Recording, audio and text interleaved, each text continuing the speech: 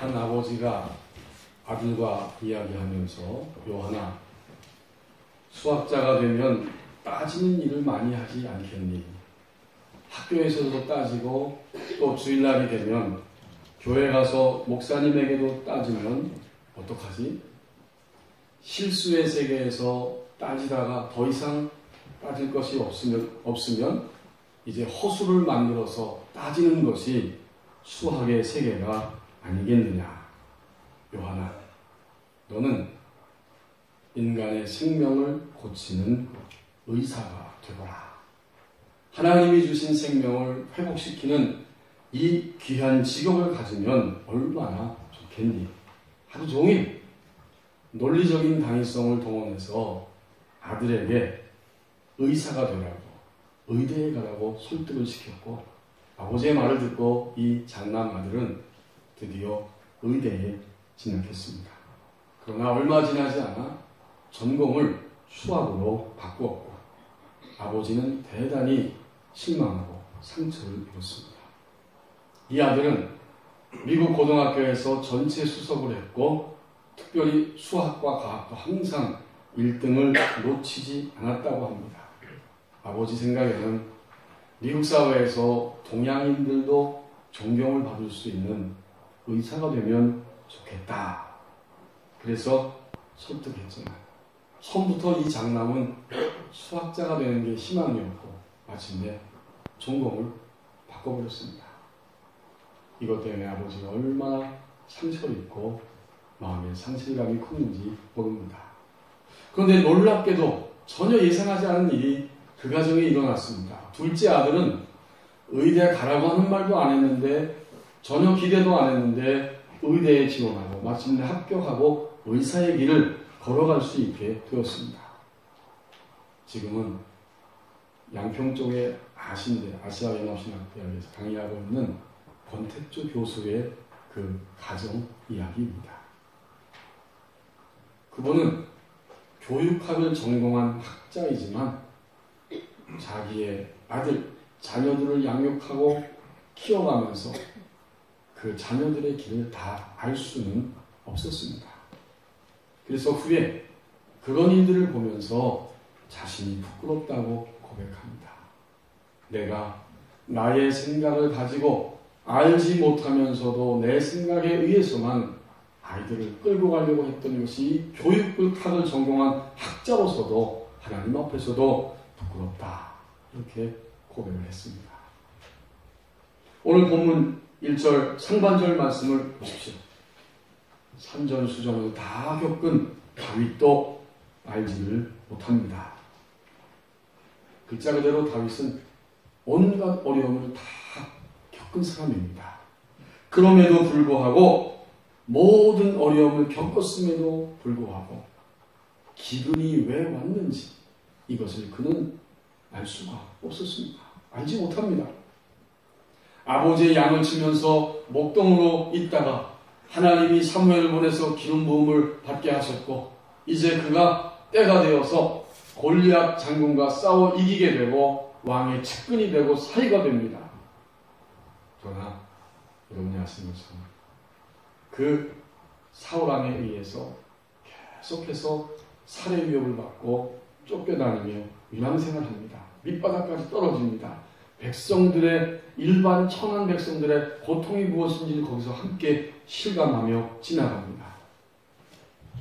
이제 그는 하나님의 도심과 하나님의 손길을 의지하여 마침내 통일 왕국의 왕이 됩니다.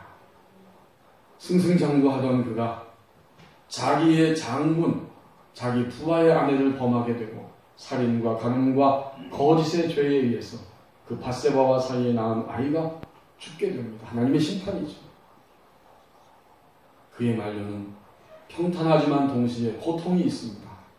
통일왕국의 왕자에 앉아있지만 가장 비참한 것은 자기의 아들 압살롬에 의해서 또다시 왕국에서 쫓겨나고 목숨을 부지하기 위해 도망갈 수밖에 없었다는 사실이죠. 가장 가슴 아픈 것은 자기의 부하들에 의해서 아들 압살롬이 마침내 죽임을 당한 것입니다. 여러분, 다윗은 모든 어려움을 다 겪으면서 하나님의 은혜의 손길을 의지하고 하나님의 은혜를 체험하며 지금까지 살아왔습니다. 도피, 전쟁, 또 살인, 갖가지 일들을 그는 겪었습니다. 이 모든 과정 속에서 하나님의 도심을 힘입었는데 이제 말년이 되어서 평탄한가 싶었는데 오늘 본문의 말씀처럼 1절 상반절에 다윗의 시대에 해를 거듭하여 1년, 2년, 3년째 기근이 찾아왔습니다. 말 그대로 산에서도 싸우고 물에서도 싸우면서 인생의 모든 풍파를 다 겪은 노장이지만 기근이 왜 왔는지 그는 알지를 못합니다. 첫째 해에는 기근이 싹 찾아왔을 때 그냥 그럴 수도 있지, 뭐 농사가 항상 풍년이겠나 이렇게 지나갔습니다. 두 번째 해에는 기근이 찾아오니까 이상하다, 왜 또 기근이 왔는가, 그래도 우리 국력 정도면, 내 실력과 우리 부하 장군들과 이 백성의 실력 정도면 이 정도 기근은 충분히 견딜 수 있다 생각했어요. 기근은 양식이 모자라서 굶주리는 것입니다.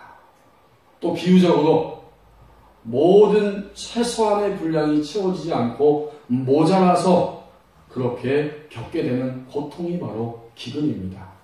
실제적 자연적 기근도 있고 삶의 기근도 있는 거죠. 이제 다윗은 3년째 기근이 들었을 때야 굉장히 심각해지기 시작합니다. 그러고 보면 오늘 우리와 오늘 이 땅의 현실과 많은 사람들은 육체는 먹을 것을 양식을 먹고 있지만 여전히 마음과 정신과 그리고 그리스도인의 경우에는 영적으로 신앙적으로 갈증과 고통과 갈급함 이러한 여러 가지 기근이 있는 것을 분명히 볼 수 있습니다. 아멘. 다윗은 첫째, 둘째 해를 지나고 3년째 되어서야 비로소 기근에 대해서 심각하고 뼈저리게 생각하기 시작했어요. 우리도 종종 삶의 기근을 느끼면서도 기근의 원인을 알지 못하고 그렇게 무관심과 때로는 무감각하게 하루하루를 지나갑니다.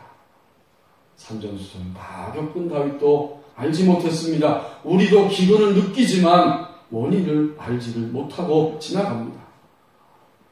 1절 하반절 말씀을 보십시오.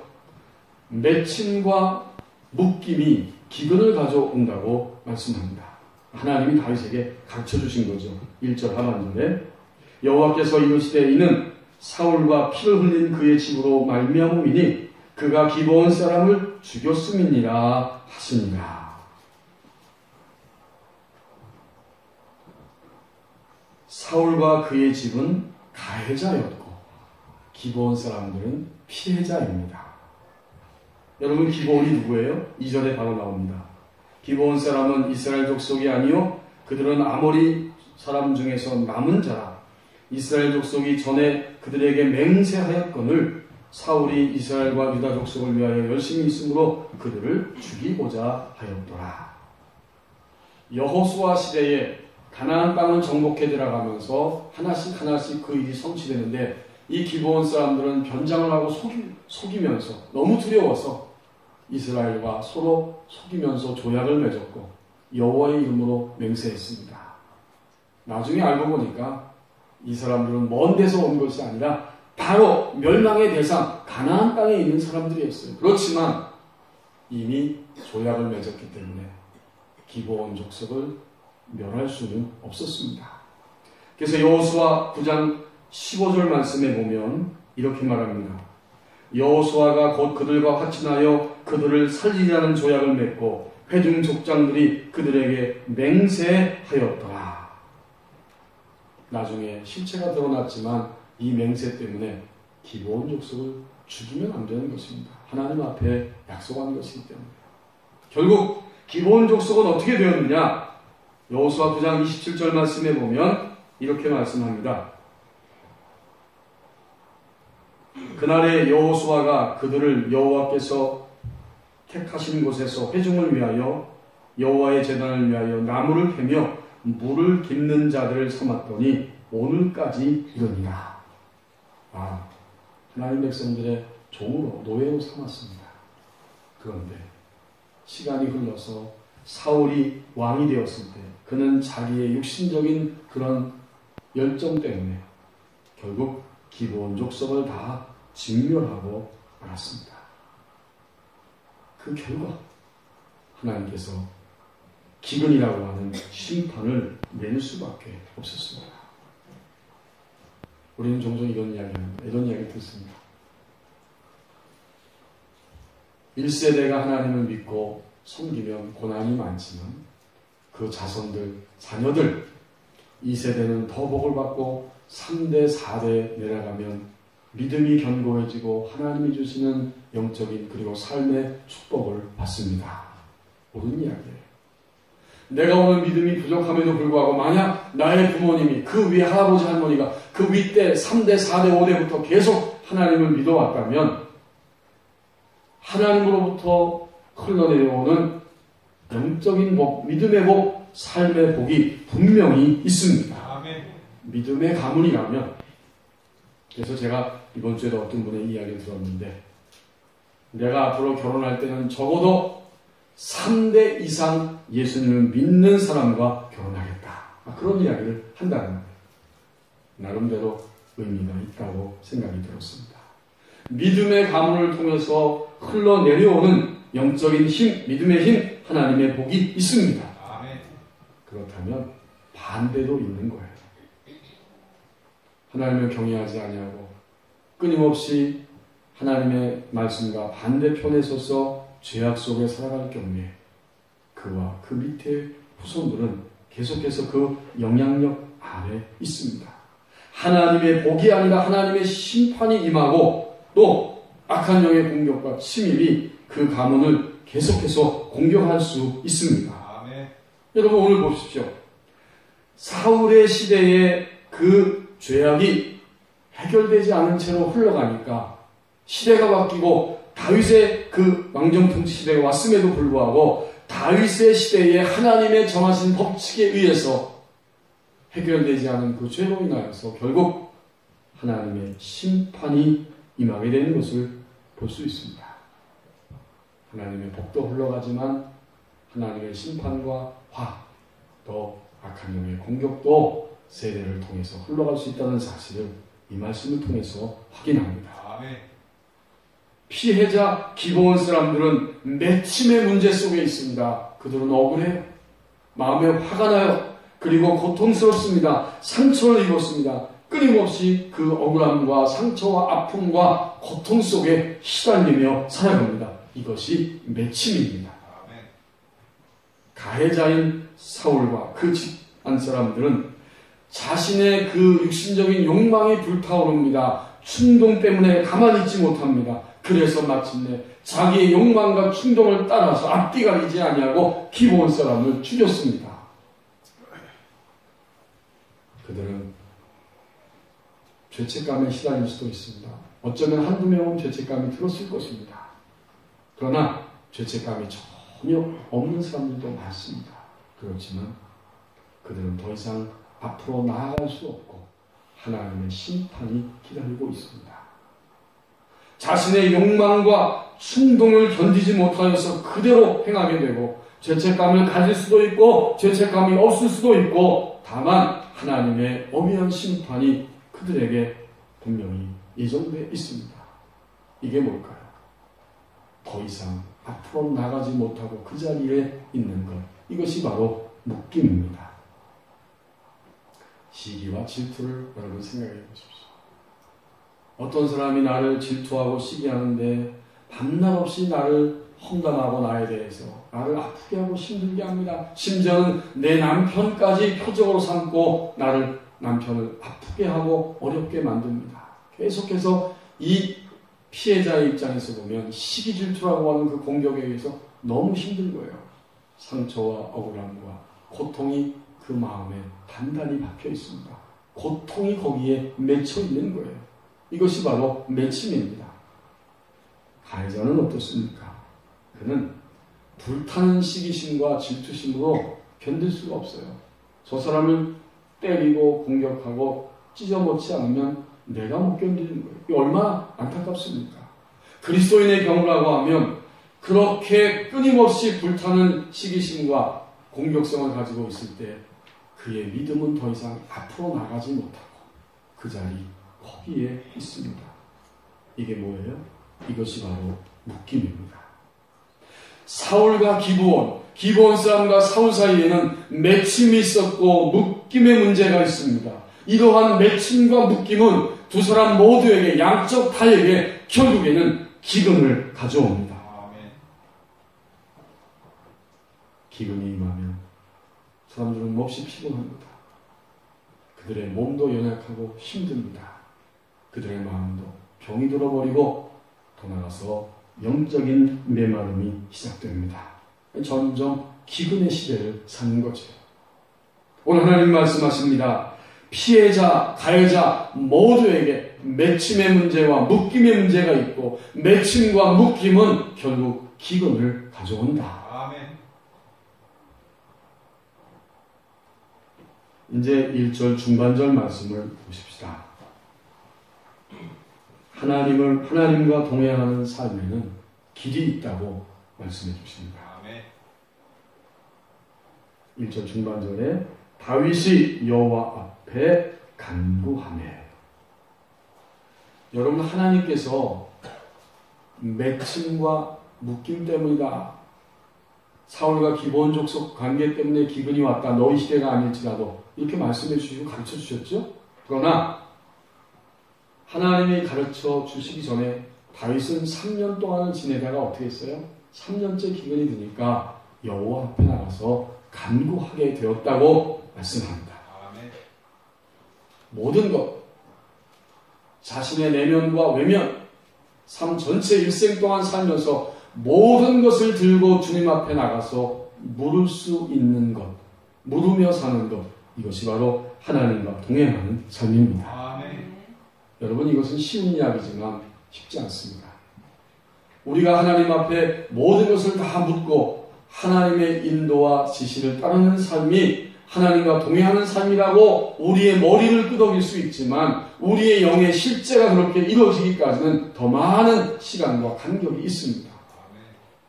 오늘 다윗은 1년 그냥 지나갔어요. 2년째 그냥 패스했어요. 지나갑니다. 3년째는 너무나 심각하니까 드디어 그는 여호와 앞에 간구하기 시작합니다. 하나님과 동행하는 삶, 그것은 하나님께 나가 모든 것을 다 여쭙는 그러한 삶입니다. 아멘. 우리 그리스도인의 삶은 이거예요. 하나님은 이미 우리 안에 계십니다. 우리와 함께 하십니다. 아멘. 문제는 내가 하나님 편에 서 있느냐. 이것이 핵심이에요. 어떤 한 가지 문제도, 어떤 한 가지 사건도 예외가 없습니다. 아멘. 하나님께 들고 나아가서 하나님의 얼굴을 뵙고 하나님의 면전에 나가는 삶, 그리고 주님께 이유를 말씀드리고 여쭙는 삶, 이것이야말로 하나님과 동행하는 삶입니다. 아멘. 여러분, 다윗의 기도를 우리는 1절에서 분명히 알 수 있습니다. 하나님, 3년째 기근입니다. 기근을 없애주시기를 원합니다. 아멘. 이건 기도가 아니었어요. 하나님, 제가 첫 번째 기근이 왔을 때에는 별거 아니라고 생각했습니다. 둘째 해 기근이 왔을 때에도 우리의 국력으로 나의 힘으로 이 정도는 감당할 수 있다고 생각했습니다.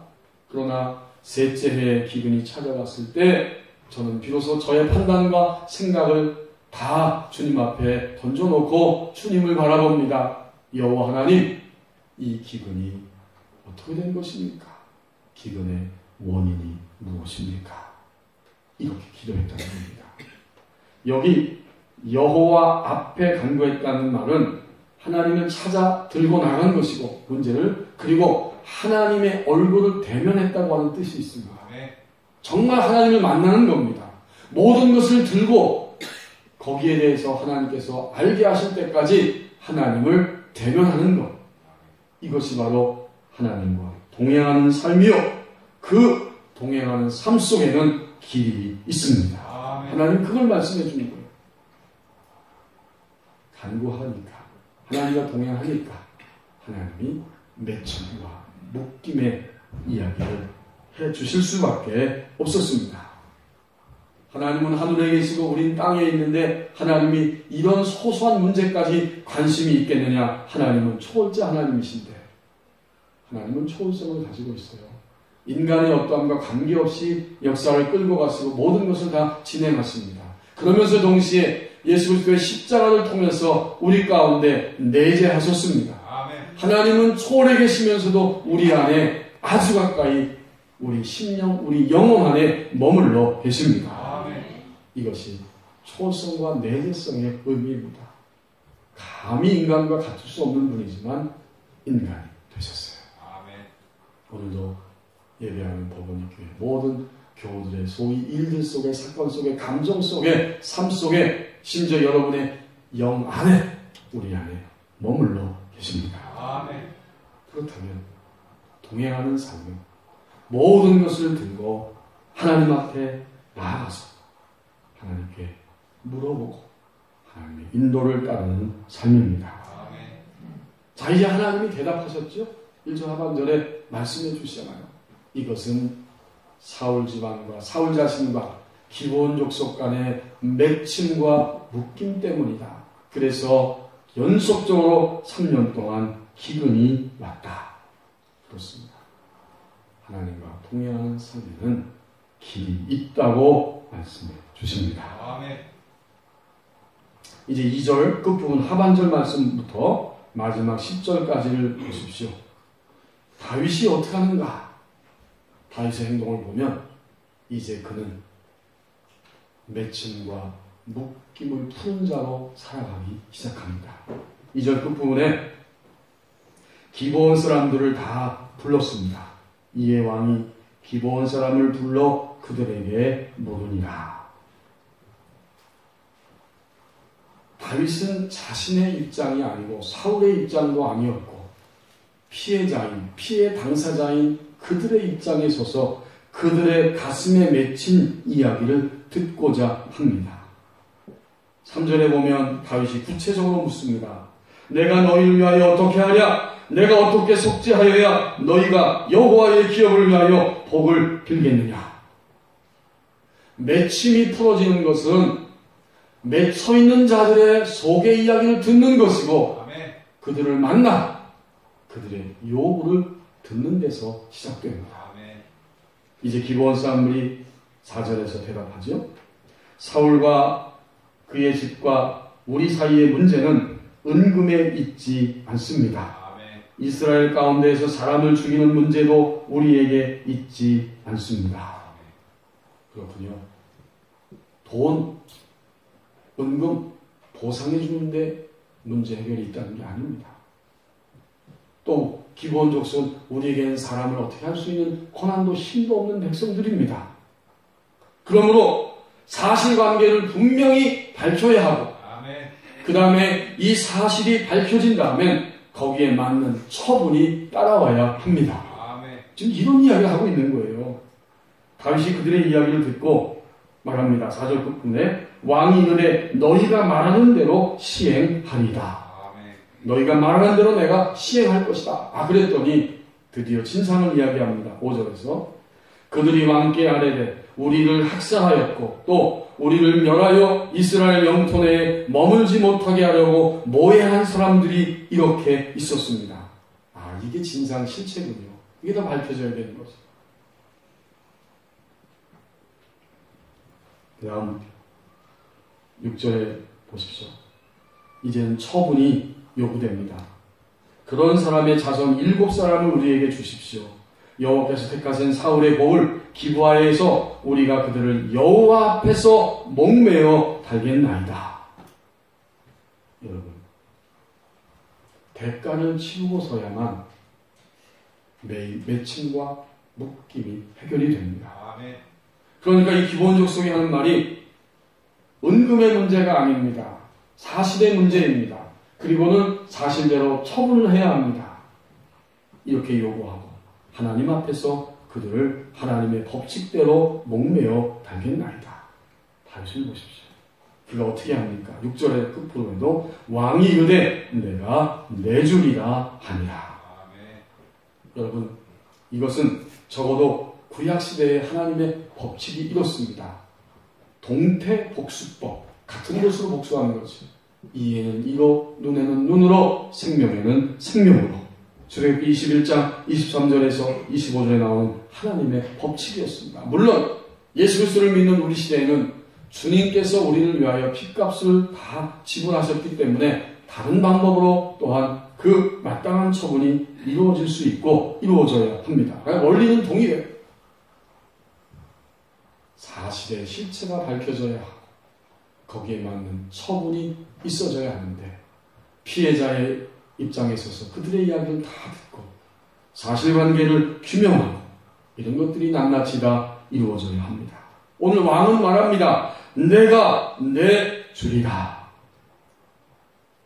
맺힘과 묶임을 푸는 자로 다윗이 지금 살아가고 행동합니다. 이제 8절에 보면은 다윗이 또 하나의 맺힘과 묶임을 풀어내고 거기 그 맺힘과 묶임을 뛰어넘는 모습을 보여주죠. 사울 집안의 7명을 다 내주어야 하는데 7절에 보니까 사울과 그 다윗과 사울의 아들 요나단 사이에 서로 여호와를 두고 맹세한 것이 있기 때문에 왕이 사울의 손자 요나단의 아들 무비보셋은 아꼈다, 제거시켰다. 그렇죠. 전날 사울에 의해서 정신없이 다윗이 쫓겨갈 때에 요나단이 다윗을 도와주었습니다. 그리고 둘 사이에는 언약을 맺었습니다. 요나단이 너는 왕이 될 텐데 나를 선대해라, 내 후손을 선대해라 하고 서로 언약을 맺었어요.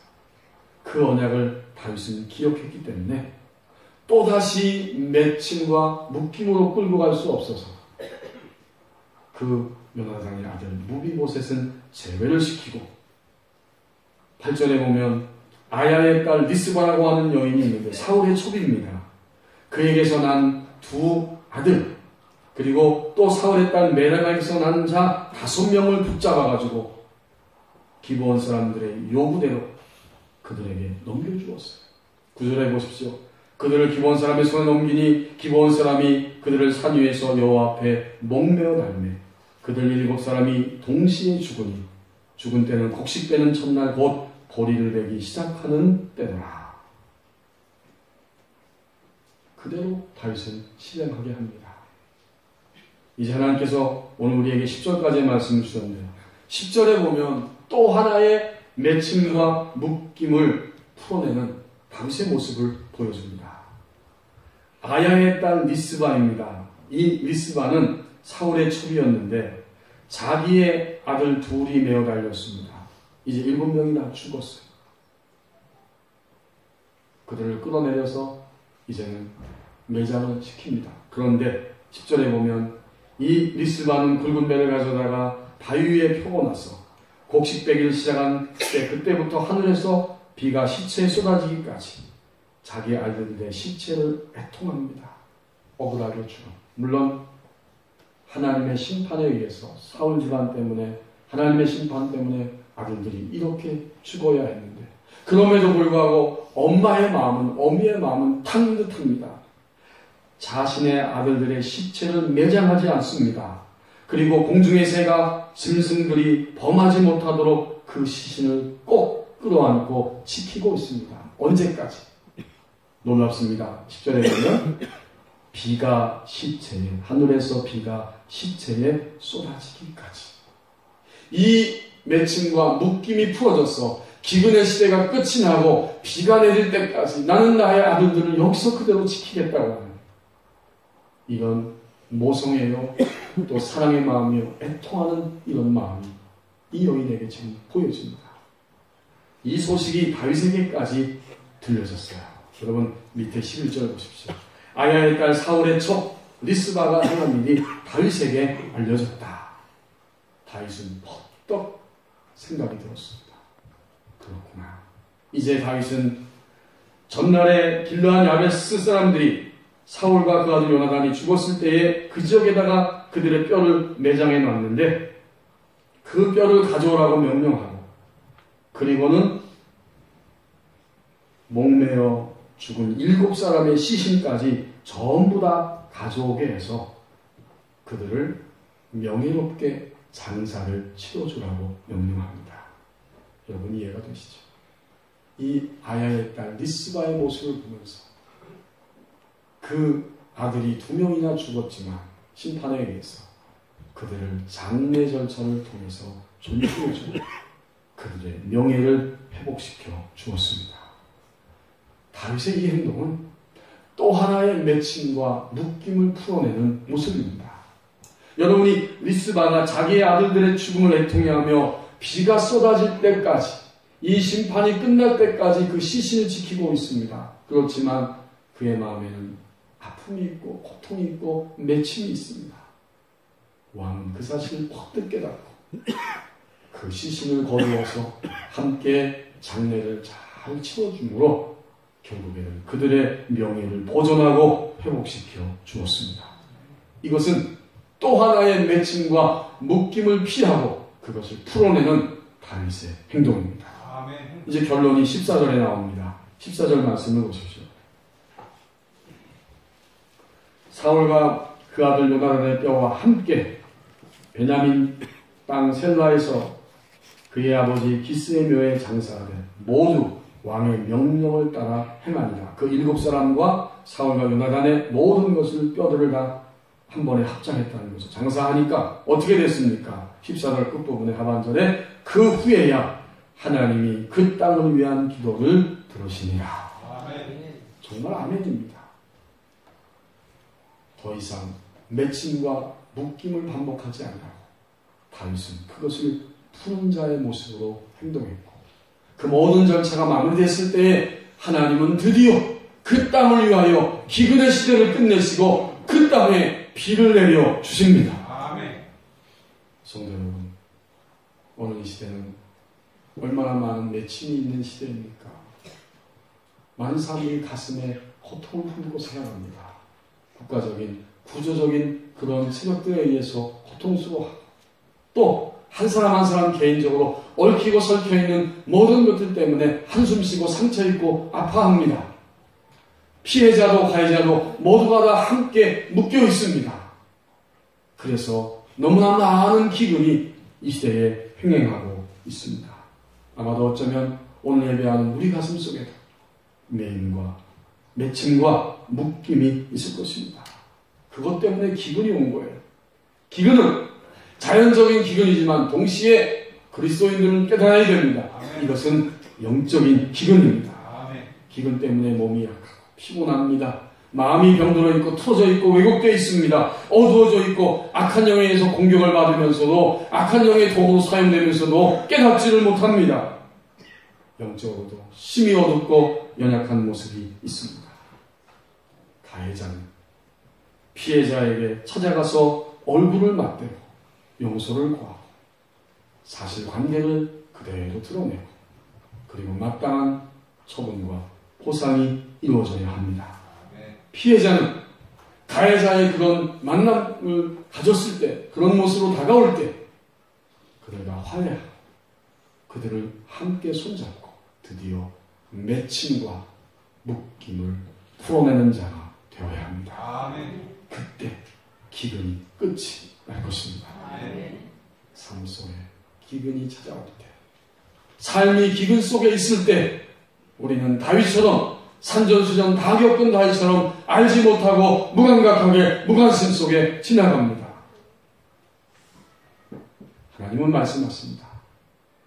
여러분의 삶 속에 저와 우리 모두 이민족의 삶 속에 맺힘과 묶임이 있고 그것이 기근을 가져왔다. 하나님과 동행하는 삶에는 길이 있습니다. 하나님의 얼굴을 대하고 하나님께 모든 것을 물어보는 하나님과 동행하는 삶에는 반드시 길이 있습니다. 이제 그는 맺힘과 묶임을 풀어내는 자로 그의 인생을 살아갑니다. 기도하겠습니다. 하나님 아버지, 삶의 기근 속에 있습니다. 이 민족에 많은 기근이 있고 이 땅에 많은 사람들의 가슴 속에 우리의 삶 속에 기근이 있습니다. 갈급하고 고통스럽고 분노하고 원망하고 미워하고 온통 기근의 모습을 가지고 살면서도 기근이 왜 왔는지 우리는 무관심하게 무감각하게 알지 못합니다. 이제 오늘 하나님께서 주신 말씀처럼 맺힘이 있고 묶임이 있어서 더 이상 앞으로 나가지 못하고 기근이 찾아왔다는 사실을 심각하고 뼈저리게 다윗처럼 알게 하여 주옵소서. 여호와 앞에 나가 간구하며 얼굴을 면전을 대하고 하나님 앞에 이유를 물었더니 하나님이 그 맺힌 묶임 때문에 기근이 왔다고 말씀해 주십니다. 하나님과 동행하는 삶에는 이렇게 길이 있습니다. 이제 우리 모두가 다 맺힘과 묶임을 푸는 자로 우리의 일생을 살아가게 하옵소서. 예수님의 이름으로 기도하옵나이다. 아멘.